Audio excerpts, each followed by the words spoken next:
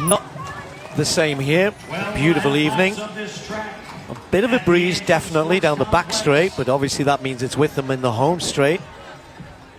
But it's hot down there on the track. Whatever the ambient temperature is around, you just concentrate it there in the track, on the track. But these women are used to running in conditions around the world, on the roads, cross country as well, and in the track.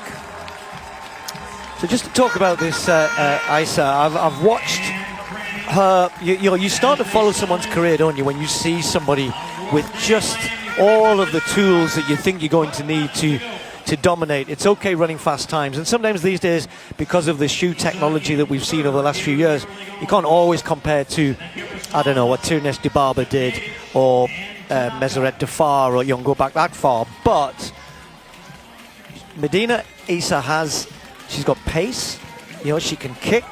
Maybe not quite developed that as quick as one or two others yet, but that's getting better all the time. And for me, though, she runs really smartly as well. She's understood her craft very early on in her career. But she's 20 years old. I know you've been mentioning that she has that U20 record. She's run so fast, over 5,000 meters already, but she is so good on the roads, which we just saw last week with her. She won her third in a row at Road to Records, which is an event held at the Adidas headquarters in Herzogenaurach, Germany. I like to say that. Oh, nice. I know, right? But anyway, she sat, and then kicked. And she's so calm for a 20-year-old athlete. But she's also very good on the cross-country courses, and she's really good on the track. I mean, she is a phenomenal runner. She's the one that we're talking about right there in second place on the inside. And yeah, I think she's the one to watch for the sit and kick type race. So, just keeping an eye on her, but there is a little bit of distance happening here. And you know why? A 65 lap, and that's good 1,500 meter running. Well, it was a few years ago anyway. But yes, and that's why the only one who's now staying within Ngetich, as expected, is this young talent from Ethiopia, Medina Eisa. That gap already stretched in the space of 400-500 meters. They've taken 2-3 seconds out of the rest of the pack here. Let's just see what this lap is going through here. This is Ngetich early on. The problem with this is, Carrie, you start throwing in, she's gone a 65, then a 67.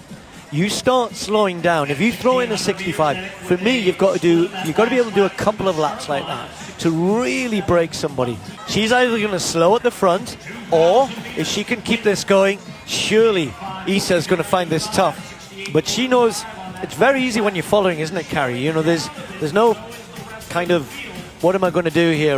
All you have to do is concentrate on hanging on, and you just hope that the pain, it's going to last to the end of the race, but you hope that this pressure that's being applied is not going to be the pace all the way. They couldn't hold that all the way. It's just a case of what does it come back to? What sort of pace can Ngetich keep on at the front with? What I find so phenomenal with Ngetich, she is someone that she was in Jamaica, then she went home for a little bit, then she went to Germany and she ran that 10K, the world record for women only in the 10K. Then she's here, she's traveling so much. She loves to travel, but is there a time where you start to feel that travel? Is there a time where you don't get to do a lot of training in between? And she's staying sharp here. And I love what Grand Slam has done, because they will be able to have a little bit of time in between that final Grand Slam in LA and then the World Championships next fall.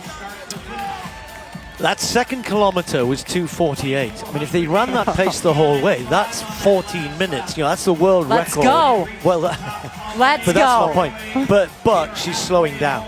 And that's what I was saying. She went 65, 67, 68, and then now is looking round. She is. Oh, I've got problems here because Eisa is still here. Yeah. She looks tired for the first time, the 20-year-old, just rocking a little bit. That is her style. She's one where, you can sometimes tell when she's tired. Some athletes you can't tell at all, but there's only 600 to go. Hang on, that's what you need to do. For Ngetich, somehow find a little bit more pressure. 72, she's not able to lift it at all here. Ngetich is a product of great runners. Her mom was an actual track athlete as well, really good runner herself, and now, as you can see, she's still asking for a little bit of help. And Eisa doesn't want to give it to her. Crowd on their feet in the home straight. They're loving this. This has been a great display of distance running. Two of the best in the world. The world record holder for 10K on the roads, coming onto the track to try and take perhaps the best talent, the best young talent that's around on the track at 5,000 and perhaps 10,000 at the moment. Medina Eisa of Ethiopia in second place behind Agnes and Ngetich, 300 meters left. She has to go now. Agnes Ngetich has to go now because you can see that Medina Eisa is just waiting. She's just waiting to move out. But this is where Ngetich has to really draw it out. She only has about 2:20 to go. Still heading for something under 14:30. It'll be a personal best for Ngetich, I'm pretty sure, unless she completely falls apart. She tries to lift it a little bit there. Round the top bend, 150 to go. Eisa is still waiting, and hats off to Ngetich here. She's found something. She's stretching away. Eisa's hanging in there, moves out wide as they come into the home straight. It's the Ethiopian who just comes alongside. The tape is out. It's ready. Who's going to get there? Eisa just trying to forge her way ahead. It's so close, but Ngetich might hang on. The Kenyan gets it. Wow! Well, sometimes you get your rewards, you get what you deserve, you do the hard work, others follow, others chase, but they can't quite get there. The script said that Eisa would sit and sit and sit and sit and then come past in the last 200, and Ngetich tried numerous times to break her. Watch this last 100 meters. Eisa moving up on the outside. And again, it starts to move again. Just look at that arm carriage. She's going for everything right now, knowing that she finished second in both the 5 and the 3 in Jamaica. You know Ngetich did not want that to happen. And look at that drive all the way through. She punched that tape. She was pumped. Huge smile. Look at this. The grit, the glory. It's beautiful. I love it. And she has knocked almost 10 seconds off her previous best for 5,000 meters on the track. Look at that smile. Look at that elation. Look at the joy there for her. When you lay it all out there, look at that. She was celebrating 5 meters out. Agnes, you led the entire race. You held her off at the end. What's going through your mind? I thought the field was competitive, so I tried to push because I knew at the end it will be more kick. So we had to push the last for the laps, and then at least we reduced the number of people.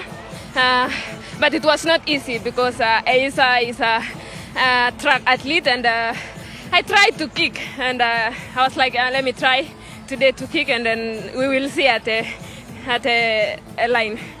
It's a hot day out here. The crowd, they're into it. Did the crowd help you on that home stretch as you were kicking? Yeah, I was hearing a lot of noise on the track, and it was pushing me a lot. It's give you that energy that you have to push a lot, and yeah, I get enough energy to push. Yeah. Thank you. Thank you so much.